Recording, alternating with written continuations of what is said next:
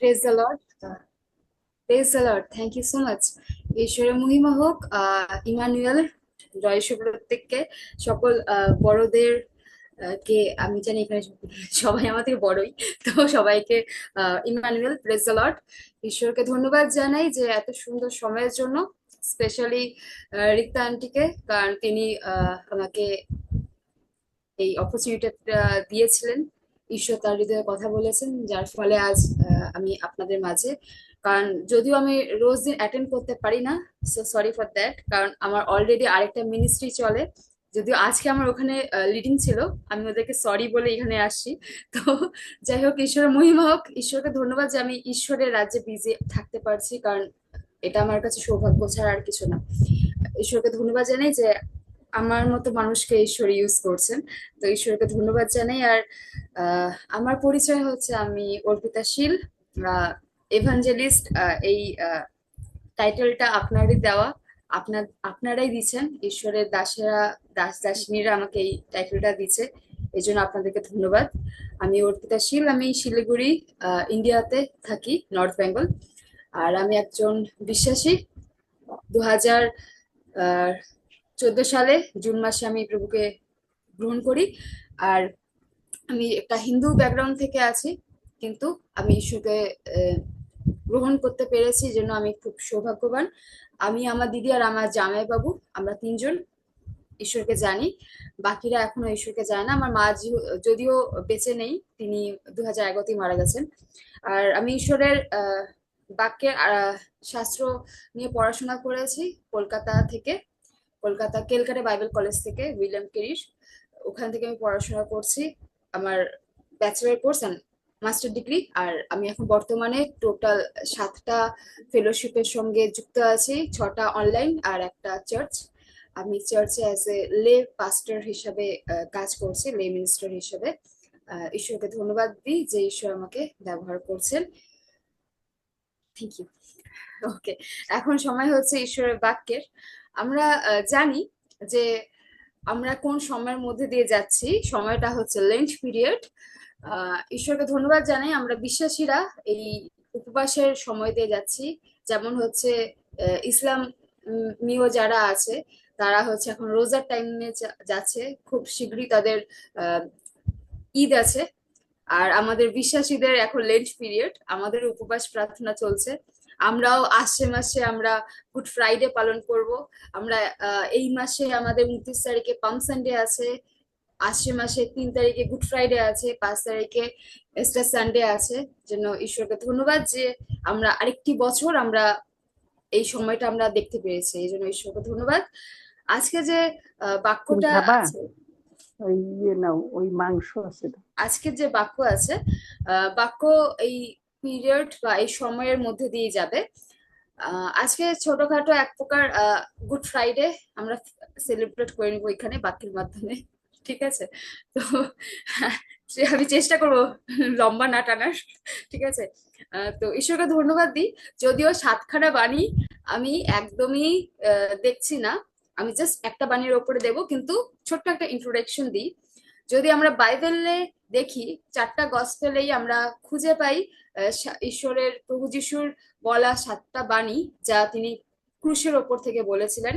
এই 7টা বাণী সবাই জানে, তাই খুব একটা বেশি ডিটেলস বলবো না।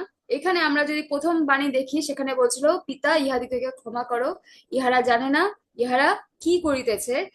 তা আমরা পেয়ে থাকি হচ্ছে লুক লিখিত সুসমাচার 23 অধ্যায় তার 34 পদে। আর আমরা তারপর সেকেন্ড বাণী যদি দেখি, ওখানে আমরা দেখতে পারি যে আহ আমি তোমাকে সত্য বলিতেছি, আজকে তুমি আমার সঙ্গে পরমধামে যাইবে। আর সেটা আমরা পাই হচ্ছে লুক লিখিত সুসমাচার 23 অধ্যায়ের 43 পদে। তারপর আমরা দেখতে পারি আরেকটা ভার সেইং, সেটা হচ্ছে হলো নারী, ইহা তোমার পুত্র, আর ইহা তোমার মাতা।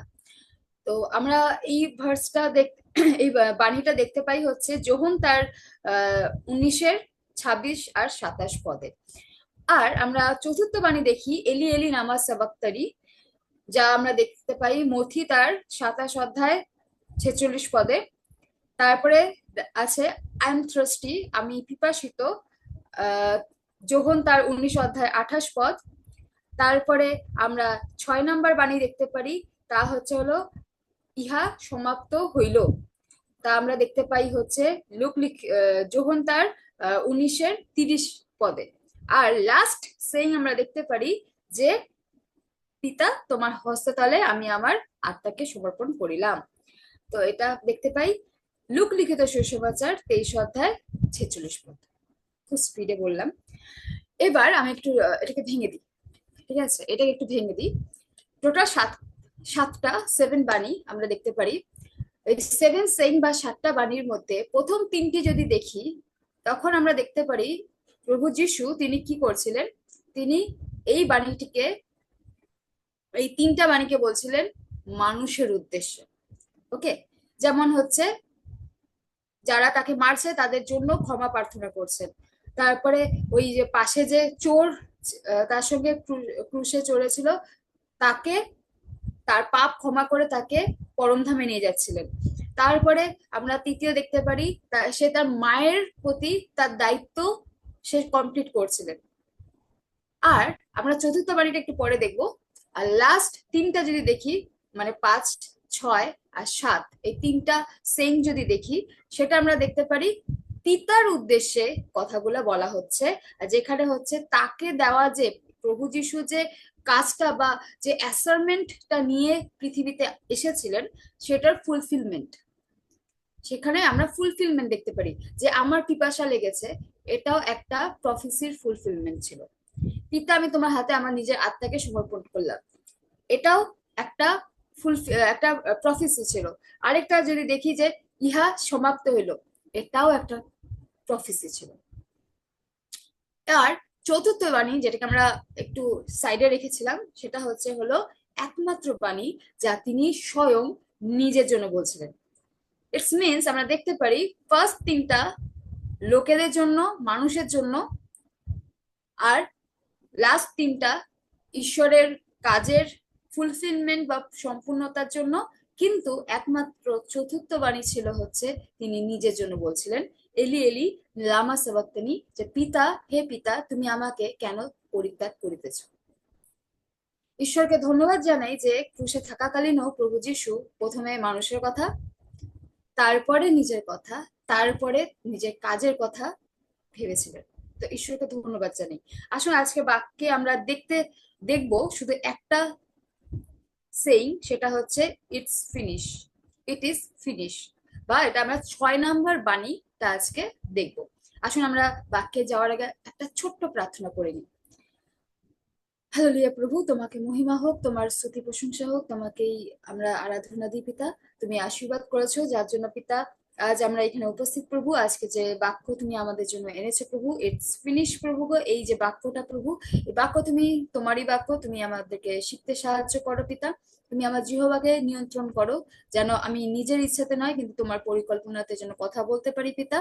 তোমার জ্ঞান, তোমার প্রজ্ঞা তুমি আমাদের মধ্যে ছড়িয়ে দাও পিতা গো। এখানে উপস্থিত প্রত্যেকটা ব্যক্তি এবং পরবর্তীতে যারা দেখবে ইভেন্ট যারা প্রভু এখন অনলাইনে আছে প্রভু গো, প্রত্যেককে তোমার হস্ততলে সমর্পণ করছে। প্রত্যেকের সভাপতি তুমি থাকো পিতা। প্রত্যেককেই বাক্য দ্বারা শিখতে, বুঝতে আর তোমাকে মহিমা দিতে তুমি সাহায্য করো পিতা। ধন্যবাদ সহকারে এই ছোট বিরতি প্রার্থনা প্রভু যীশু খ্রিস্টের নামে চাই, আমেন। ওকে, এবার তাহলে আমরা যদি যাই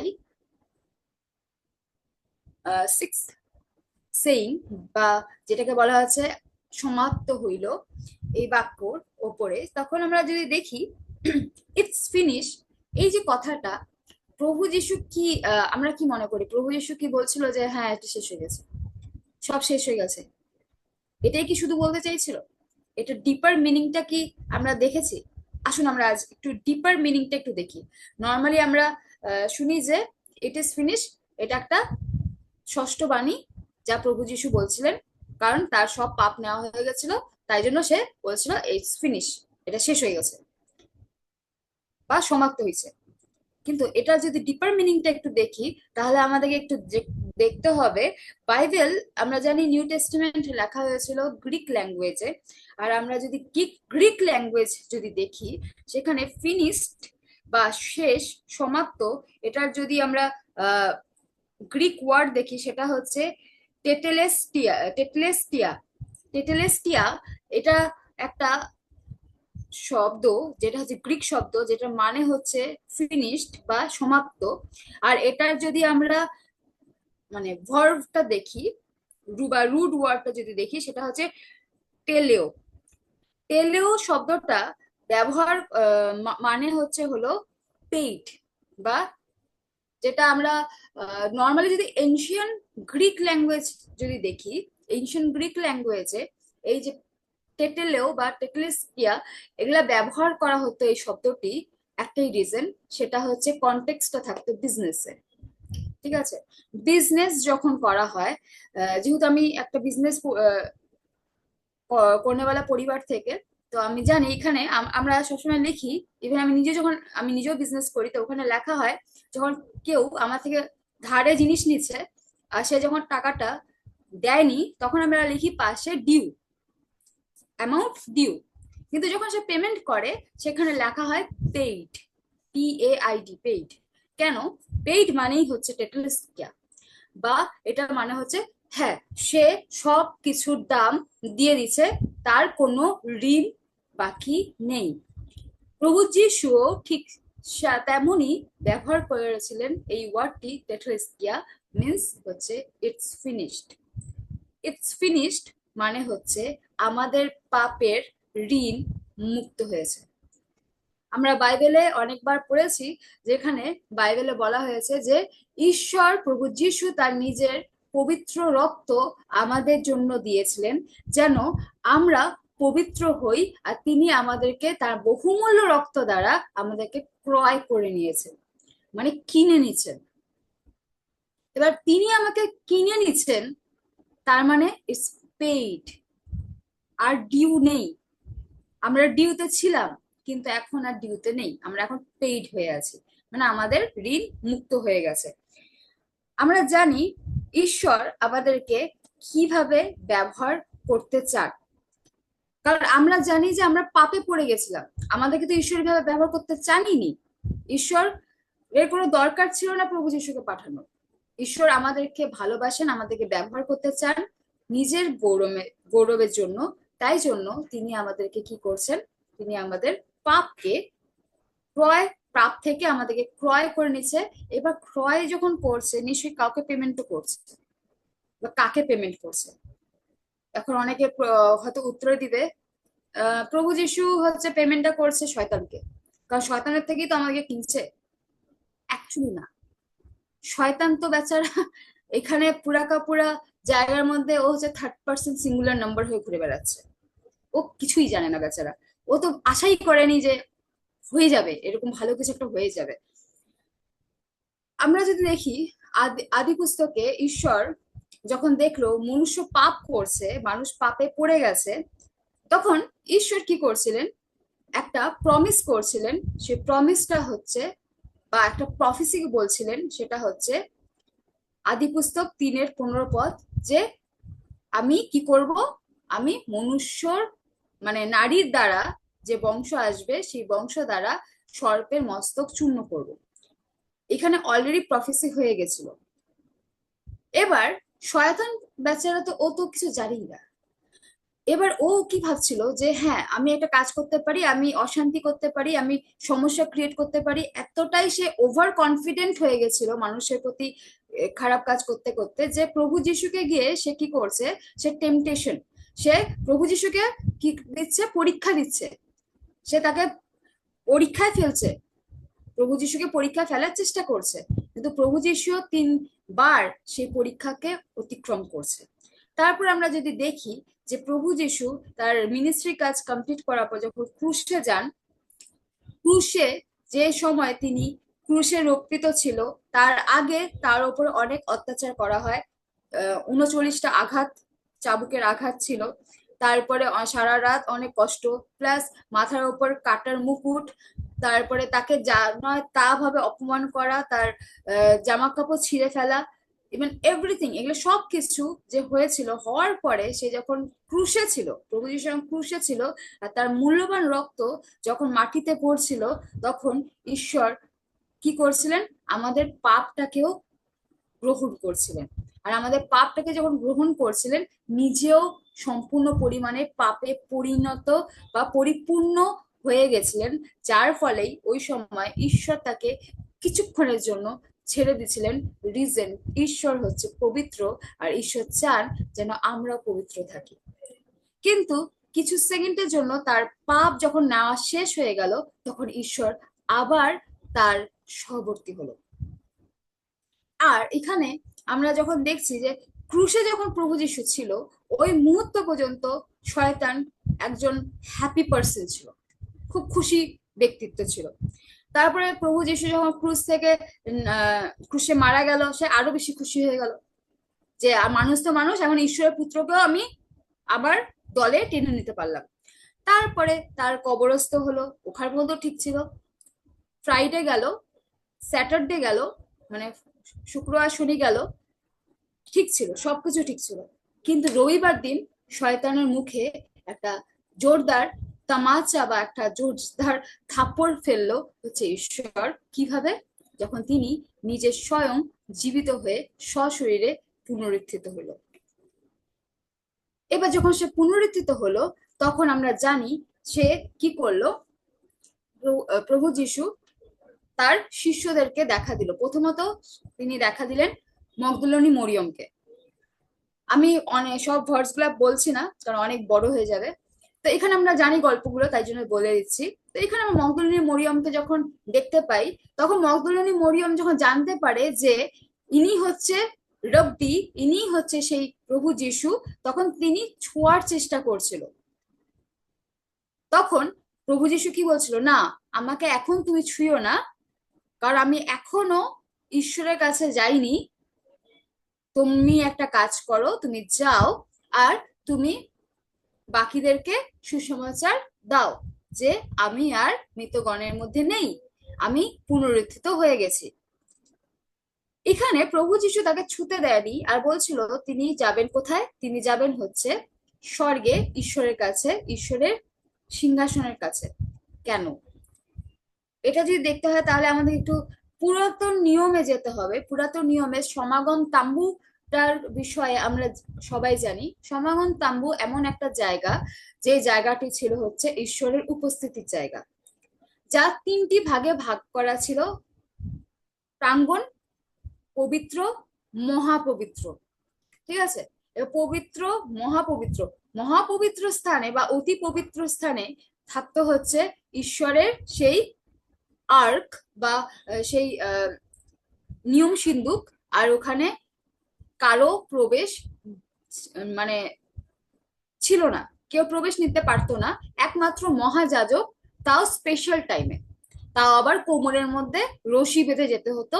কারণ বাই চান্সলি সে যদি পাপী হয়ে থাকে, তার যদি পাপ ঠিক মতো ক্ষমা না চেয়ে থাকে, তাহলে তার মৃত্যুও হতে পারে। যেন তাহলে মৃত্যু হয়ে গেলে তো সে হেঁটে হেঁটে বেরোতে পারবে না।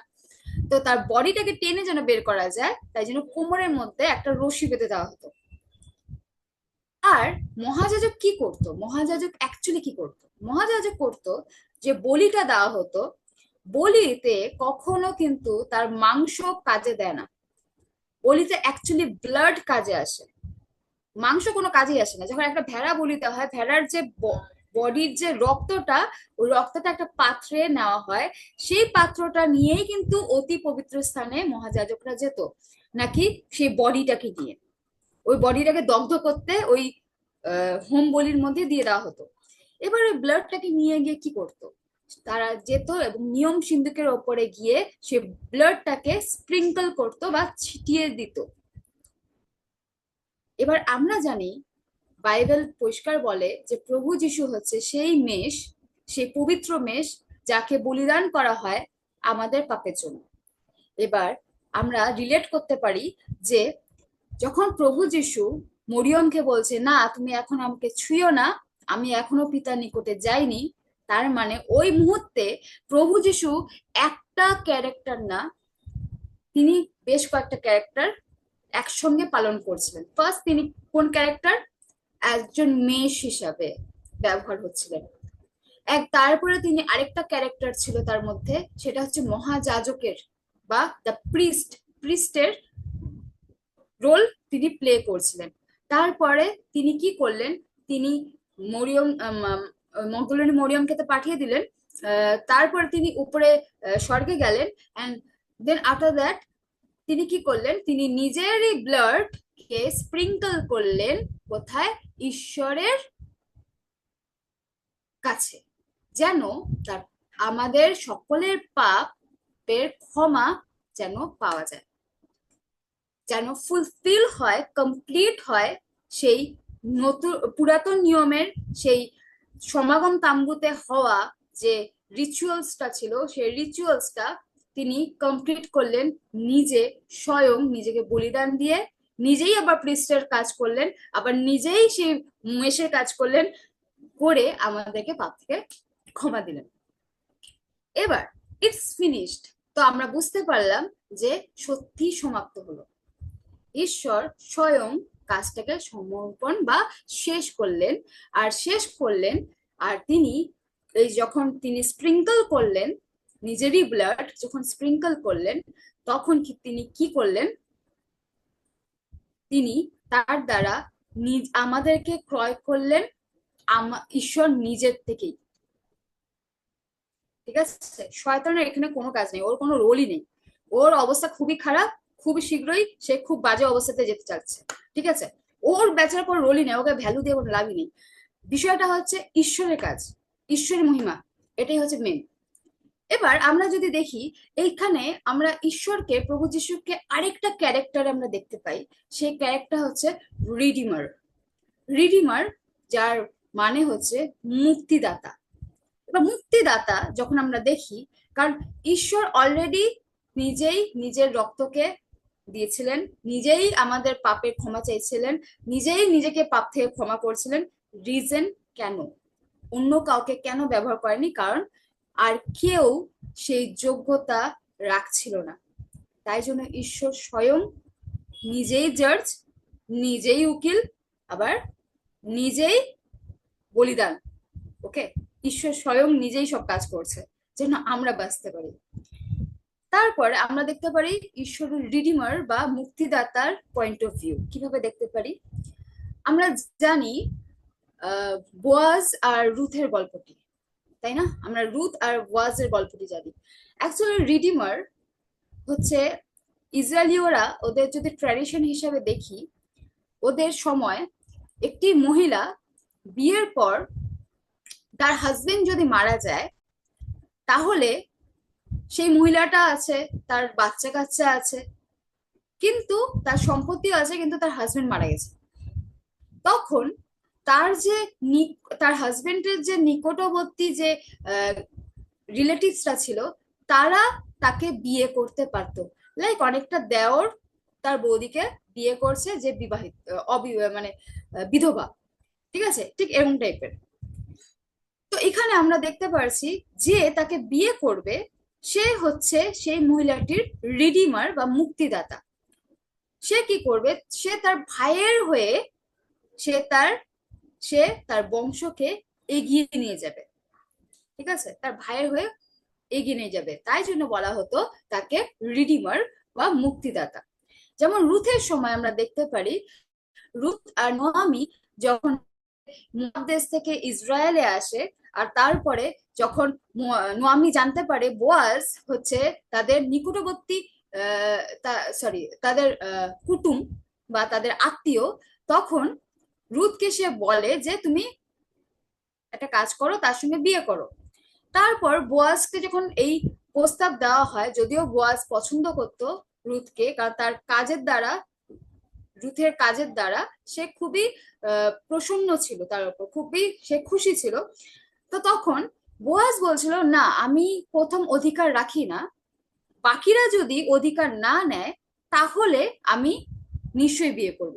আর by God's grace and by God's plan, ঈশ্বরের অনুগ্রহে ওখানে দেখা যায় যে বোয়াজ একমাত্রই ছিল যে হচ্ছে সে অধিকারটা পায়, আর সে রুথকে বিয়ে করে। আর আফটার দ্যাট আমরা দেখতে পারি রুথের ব্লাড লাইন দ্বারা কে আসে, আসে হচ্ছে রাজা দাউদ। রাজা দাউদের পর আমরা দেখতে পারি আস্তে আস্তে আসতে থাকে, আর আমরা দেখতে পারি ওখানে প্রভু যিশুরও আগমন হয়। যেমন বোয়াজ রুথের জীবনে একজন রিডিউমার হয়েছিলেন, ঠিক তেমনি বোয়াজ যেমন ওদের ব্যাপারে রুথের সময় হচ্ছে রিডিউমার হয়েছিলেন, ঠিক তেমনি প্রভু যিশু আমাদের কাছে আমাদের জন্য রিডিউমার হলেন বা মুক্তিদাতা হলেন। আর এই যে মুক্তিদাতা বা রিডিমার, আমাদেরকে যদি এখন প্রশ্ন করা হয় প্রভু যিশু তোমার জন্য কে বা ঈশ্বর তোমার কে হয়, অনেকে বলবে তিনি আমার পিতা, অনেকে বলবে তিনি আমার বন্ধু। হ্যাঁ, নিশ্চয়ই, কিন্তু সর্বপ্রথম তিনি আমার রিডিমার, তিনি আমার মুক্তিদাতা। কারণ আমি পাপে ছিলাম, আমি পাপে বন্দী ছিলাম, সেখানে তিনি আমাকে কি করলেন, মুক্তি দিলেন। এবং মুক্তি দিলেন, আমরা জানি যখন আমরা মুভিজ দেখি বা সিরিয়াল যখন দেখি, ওখানে কেউ যখন কিডন্যাপ হয়ে যায় তখন র্যানসম মানি চাওয়া হয়, রাইট? মুক্তিপণ্য চাওয়া হয়। তো মুক্তিপণ্য যে চায় সে তো কিডন্যাপার, কিন্তু যে দেয় সে হচ্ছে রিডিমার। তো এই মুক্তিপণ্য বা এই যে মুক্তির জন্য যে ব্লাডটা প্রয়োজন ছিল, সেই অমূল্য ব্লাড প্রভু যিশু দিয়েছিলেন। আর তিনি বলছিলেন সমাপ্ত হইল, আর তিনি নিজের আত্মাকে সমর্পণ করছিলেন পিতার কাছে। ঈশ্বর আমাদের প্রত্যেককে আশীর্বাদ করুক যে আমরা আজ সেই মহান ঈশ্বর, সেই রিডেমার, যিনি ক্রুশে থাকাকালীনও তিনি বিশ্বস্ত ছিলেন, ক্রুশের ভয়ঙ্কর কষ্ট যেটা সহ্য করাটা অসম্ভব ছিল, কারণ তার মৃত্যুটা খুব একটা বেশি ভালো মতো হয়নি। কারণ আমরা জানি অ্যাকচুয়ালি তো ক্রুশে নর্মালি কেউ মরেই না, ঠিক আছে? ক্রুশে কিন্তু কেউ মারা যায় না। ক্রুশ থেকে নামানোর পরে তার আমার মানে যে যাকে ক্রুশে দেওয়া হয়েছে তার কবজি আর তার হাঁটু, তার যে এলবোস গুলো আছে আর হাঁটু যে আছে ওখানে ভেঙে দেওয়া হয়।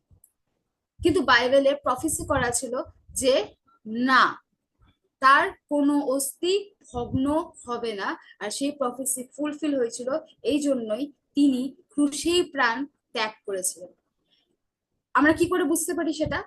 সেটা বুঝতে পারি হচ্ছে সে যখন মারা গেছিল, প্রভু যিশু যখন মারা গেছিল, মাথা মানে যখন বলছিল যে লাস্ট সপ্তম বাণী যে পিতা আমার আত্মাকে তোমার কাছে সমর্পণ করলাম, আর তিনি তার মাথা হেড করে দিছিল, ওই সময় মানে ওখানে যে দাঁড়িয়ে থাকা যে সৈন্যরা ছিল তারা না বিশ্বাস করতে পারছিল না যে একটা মানুষ কি করে ক্রুশে মারা যেতে পারে। তাই জন্য সে পরীক্ষা করার জন্য সে কি করলো, একটা বল্লম নিল আর প্রভু যিশুর কুক্ষি দেশে একটা খোঁচা মারলো, আর সেখান থেকে দেখা যায় যে ব্লাড আর জল বেরিয়ে আসলো, তার দ্বারা সেই যে সৈন্যটা ছিল সে ভিজে গেল, সে ভিজে গেছিল। এবার মানুষের বডিতে ব্লাড আর জল কখন সেপারেট হয়ে যায়, কখন আলাদা হয়? যখন মানুষের আত্মা বেরিয়ে যায় বডি থেকে, যখন মানুষ মারা যায়। আমি একটা সায়েন্সের একটা বিষয় দেখছিলাম, তো ওখানে দেখাচ্ছিল যে আত্মার ওয়েট কত, ঠিক আছে? আত্মার ওয়েট কত। তো অনেক সায়েন্টিস্টরা ওরা পরীক্ষা করতে করতে অনেক পরীক্ষা করার পর দেখে যে 23 গ্রাম ওয়েট হচ্ছে আত্মার, ঠিক আছে? একটা বডি, একটা মানুষ যখন মারা বেঁচে থাকে তার বডির একটা ওয়েট যে যতখানি থাকে, মারা যাওয়ার পর ঠিক 23 গ্রাম মাইনাস হয়ে যায় ওখান থেকে। তো সায়েন্টিস্টরা বলে আত্মার ওয়েট হচ্ছে 23 গ্রাম। তো আমি ওই 23 গ্রাম হিসাবেই চললাম। তো ঈশ্বরের দেওয়া সেই 23 গ্রাম স্পিরিট বা সেই অংশটি যখন আমাদের শরীর থেকে বেরিয়ে যায়, তখন আমাদের শরীর আর কিছু করার মতো থাকে না, কারণ আমরা মাটি থেকে তৈরি, ডাস্ট থেকে এসেছি, ডাস্টেই চলে যাব, তাই না? এই জন্য আমরা যদি দেখি সপ্তম বাণীটা, যদি ঠিক করে দেখি, ঠিক করে পড়ি, ওখানে লেখা আছে পিতা আমি আমার আত্মাকে তোমার কাছে সমর্পণ করলাম। তিনি বলেনি আমি আমার নিজের শরীরকে সমর্পণ করলাম, তিনি বলছিলেন আত্মাকে সমর্পণ করলাম। কারণ উপদেশকে লেখা আছে যে আমরা আমরা ডাস্ট থেকে এসেছি, মাটি থেকে এসেছি, মাটিতেই চলে যাব, কিন্তু আত্মা যেখান থেকে এসেছে তার কাছেই যাবে, মানে ঈশ্বর থেকে এসেছে ঈশ্বরেই যাবে।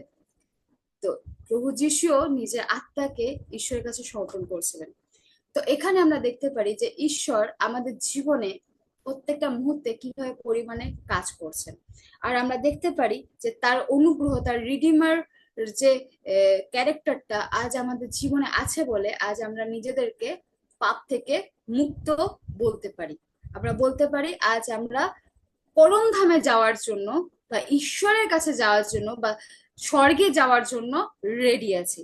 কারণ আমরা জানি আগমন সন্নিকট, চারপাশে প্রফেসি ফুলফিল হচ্ছে। ইরান আর ইসরায়েলের যুদ্ধটা, এটা আনফর্চুনেটলি হচ্ছে না বা উইদাউট রিজন হচ্ছে না, এটা একটা প্রফেসির ফুলফিলমেন্ট।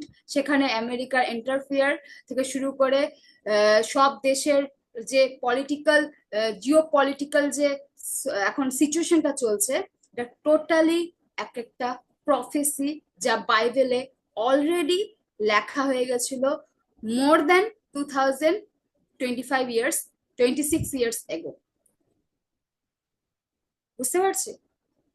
মানে এভরিথিং হ্যাভ আ প্ল্যান। তো ঈশ্বর যে বলছিলেন ইটস ফিনিশ, এটাও একটা প্ল্যান ছিল ঈশ্বরের। তো আসুন আমরা নিজেদেরকে তৈরি করি, নিজেদেরকে সমর্পণ করি আরেকটি বার ঈশ্বরের কাছে। জানি না আসছে বছর আমরা গুড ফ্রাইডে দেখতে পাবো কিনা, তার আগে যদি র্যাপচার হয়ে যায়, ঈশ্বর করুক প্রত্যেকটা বিশ্বাসী যেন আমরা র্যাপচারে উঠে যেতে পারি, কারণ র্যাপচারে উঠে যাওয়াটা অনেক বেটার। কারণ তার যারা থেকে যাবে তাদের অবস্থা খুব খারাপ হবে। ঈশ্বর করুক আমরা যেন র্যাপচারে উঠে যেতে পারি। আমি জানি না সেই দিনটা কবে, কারণ বাইবেলে সেই দিনটা মেনশন করা নেই যে প্রভু যিশু কবে আসবে, কিন্তু আমরা বিশ্বাসীরা জানি প্রভু যিশু আসবেন। তো ঈশ্বর সাহায্য করুক আমাদের আত্মাকে আমরা আরেকটি বার এক্সামাইন করি, একটু পরীক্ষা করে দেখি যে আমরা কি সত্যি র্যাপচারে ওঠার মতো যোগ্যতা রাখি কিনা। এর জন্য অনেক বেশি কিছু করার দরকার নেই, শুধু দেখতে হবে আমরা ঈশ্বরের বাক্য মানছি কিনা, আমরা ঈশ্বরকে প্রথম স্থান দিচ্ছি কিনা। তাহলেই ঈশ্বর আমাদেরকে সেই যোগ্য মনে করবে। ঈশ্বর সাহায্য করুক, ঈশ্বর আমাদের প্রত্যেকে আশীর্বাদ করুক। May God bless you all.